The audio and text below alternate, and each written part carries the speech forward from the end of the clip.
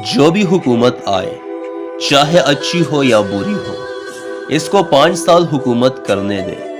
5 سال بعد عوام کی طاقت ایسی ہوتی ہے کہ اس کو ہٹاتے ہیں، مگر ہمارے ہاں فوج بہت ہے اور لوگ کم ہیں۔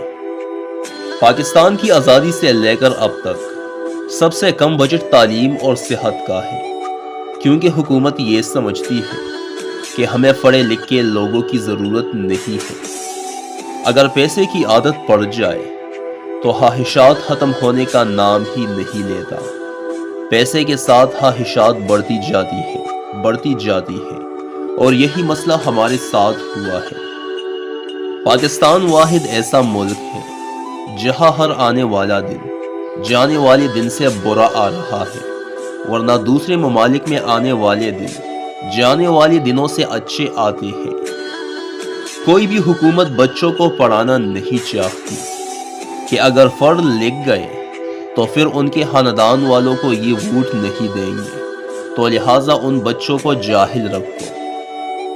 دنیا بھر کے ممالک میں امیروں کے ٹیکس سے غریبوں کی کفالت ہوتی ہے، ہمارے ملک میں غریبوں کے ٹیکس سے امیروں کی کفالت ہوتی ہے۔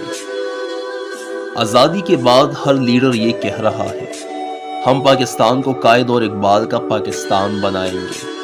یہ صرف پاکستان کو اپنا بنا لے اور قائد اور اقبال کے پاکستان کو بھول جائے۔ سچ بولے اور بھول جائے کہ کیا کہا تھا، جھوٹ بول کر زندگی بھر یاد رکھنا پڑتا ہے کہ کیا کہا تھا۔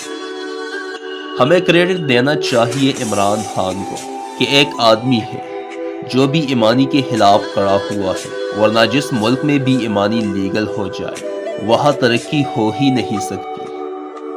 کسی نے مجھ سے کہا ہے کہ انور کی پہنچ سربراہوں تک ہے، اس دفعہ اسلام آباد جانا تو میری طرف سے اپنے سربراہوں کو کہنا خدارہ جتنی زمین بچی ہے اس کو زمین نہ سمجھے، اس کو پلاٹ سمجھے، کیونکہ تمہارے سربراہ پلاٹ کی حفاظت کر سکتے ہیں، زمین کی نہیں کر سکتے۔ دوسرے ملکوں کے انسان چاند پر اتر رہے ہیں، تم لوگ عید بقری، عید رمضان کا چاند دیکھنے کے لیے کروڑوں روپے خرچ کر دیتے ہو۔ جو لوگ چاند کو دیکھتے ہیں ان کو اپنا کمر بند نظر نہیں آتا تو چاند کیا نظر آئے گا۔